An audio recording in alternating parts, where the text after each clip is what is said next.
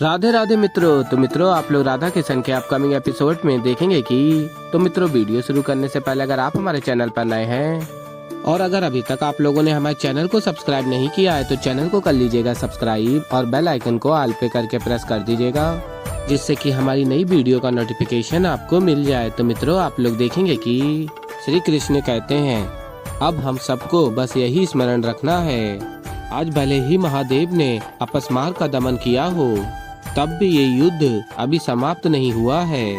और बताते हैं आगे श्री कृष्ण, जब भी संसार में हमारे जीवन में अंधकार की या अज्ञानता की भावना उठी तो ये हम सब पर निर्भर करता है कि हम किसका चयन करते हैं, शिव का या अपस्मार का।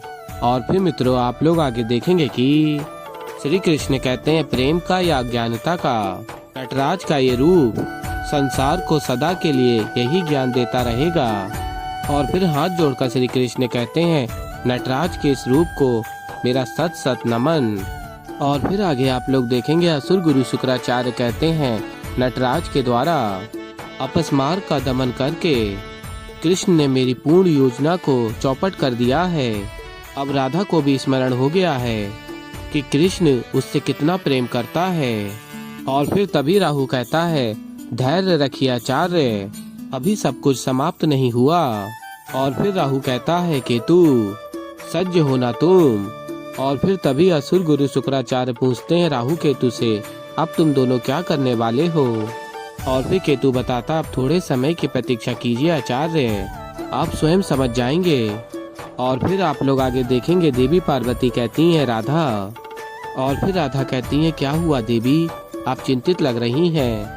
और फिर देवी पार्वती कहती है नहीं राधा ऐसी कोई बात नहीं है, मैं तो बस ये कहने आई थी कि आज तुमने बहुत परिश्रम किया है, अब तुम्हें विश्राम करना चाहिए।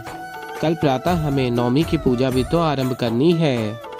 और फिर तभी राधा और देवी पार्वती जा रहे होते हैं और तभी आवाज आती है रुकिए माता। और तभी रेवती, रुक्मणी और लक्ष्मणा राधा और देवी पार्वती के समक्ष आते हैं और कहते हैं राधा हमने किसी की पुकार सुनी। और फिर राधा बताती है गणेश की ध्वनि है, उन्हें अपनी माता का स्मरण है।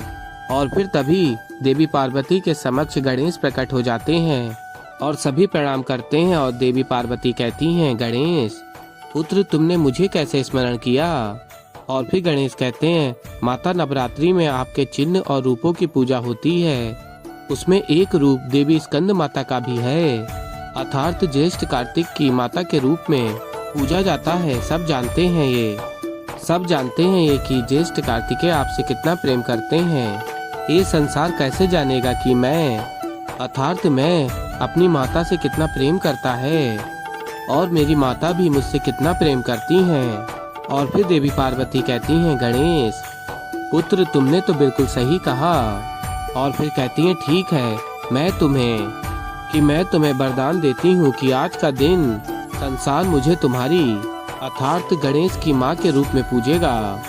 और फिर गणेश कहते हैं आपने मुझे शुभता का प्रतीक माना है तो आज मैं भी ये घोषणा करता हूँ कि माता का ये स्वरूप अत्यंत मनमोहक होगा जिससे समस्त संसार प्रकाशमय है। माता के स्वरूप को अन्नपूर्णा, ऐश्वर्या प्रदायिनी और चैतन्य के नाम से भी जाना जाएगा। अष्टमी के दिन माँ गौरी की विधि विधान से पूजा करने से सुख, समृद्धि और यश कीर्ति की प्राप्ति होगी। बोलिए जय माँ महागौरी।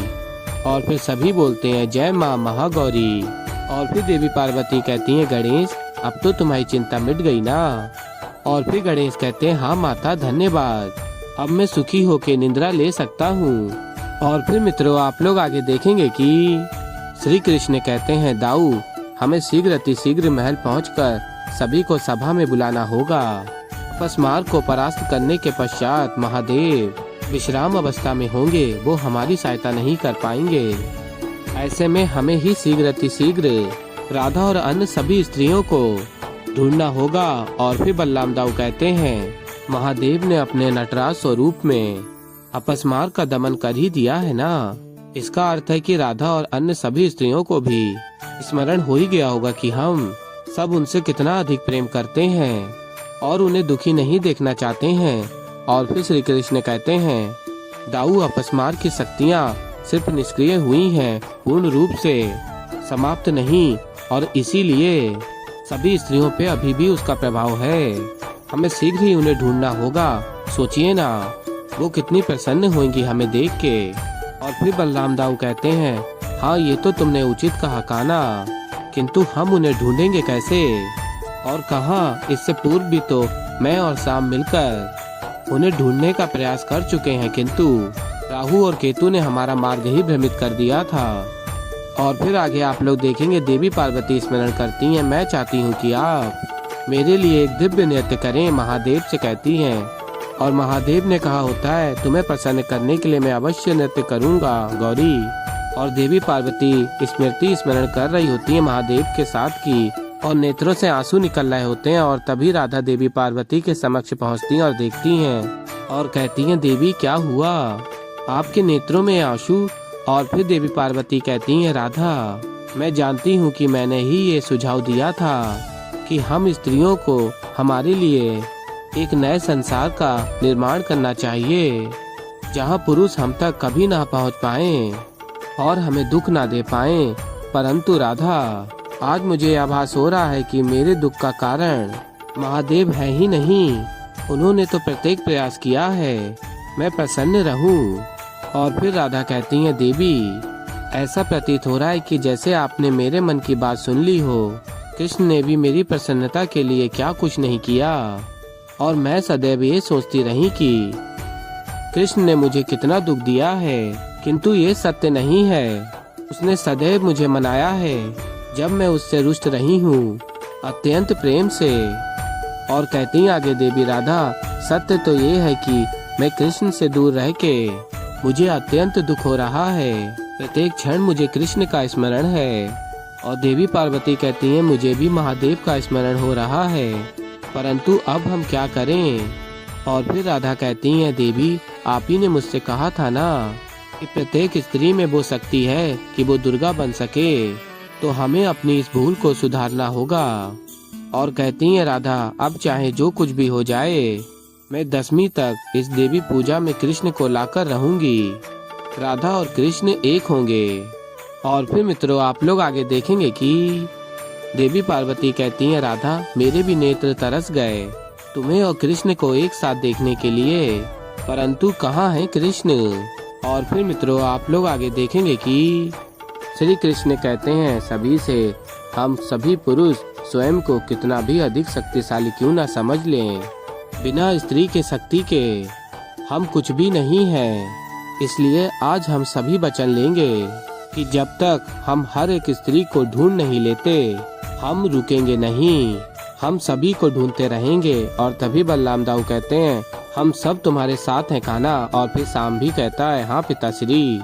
और फिर आगे आप लोग देखेंगे कि राहु और केतु अपनी वक्र दृष्टि डाल रहे होते हैं। और तभी असुर गुरु शुक्राचार्य कहते हैं, कृष्ण राधा को ढूंढने चला है और ये दोनों हैं कि। और फिर तभी देखते हैं कि कृष्ण की कुंडली पे राहु और केतु अपनी वक्र दृष्टि डालते हैं और काल सर्प दोष लग जाता है। और असुर गुरु शुक्राचार्य कृष्ण की कुंडली देखकर प्रसन्न हो जाते हैं। और तभी राहु कहता है, आचार्य कृष्ण की कुंडली देखकर आपको ज्ञात तो हो ही गया होगा ना कि मैं और केतु क्या कर रहे हैं। और फिर असुर गुरु शुक्राचार्य कहते हैं, हाँ मैं देख सकता हूँ कि तुम दोनों सबसे शक्तिशाली काल सर्प योग दोष का कृष्ण की कुंडली में निर्माण कर रहे हो, जो कृष्ण के जीवन में सबसे बुरा काल ले आए। और फिर राहु बताता है एक ऐसा काल जिसके कारण राधा और कृष्ण कभी एक नहीं हो पाएंगे, कदापि नहीं। और फिर मित्रों आप लोग आगे देखेंगे कि बलराम दाऊ देखते हैं श्री कृष्ण को चिंतित और फिर पूछते हैं, क्या सोच रहे हो कान्हा? और फिर श्री कृष्ण कहते हैं बलराम दाऊ से, हमें शीघ्र अतिशीघ्र राधा को ढूंढना होगा दाऊ, समय शीघ्र ही हमारे विरुद्ध होने को है। तो ऐसे ही मित्रों आगे और भी बहुत कुछ देखेंगे। तो अभी के लिए इस वीडियो में इतना ही। तो मित्रों अगर आप लोगों को हमारी वीडियो पसंद आई हो तो वीडियो को कर दीजिएगा लाइक, और चैनल पर नए हैं तो चैनल को कर लीजिएगा सब्सक्राइब। और मैं मिलता हूँ जल्दी आप लोगों को एक नई वीडियो के साथ, तो तब तक के लिए मित्रों राधे राधे।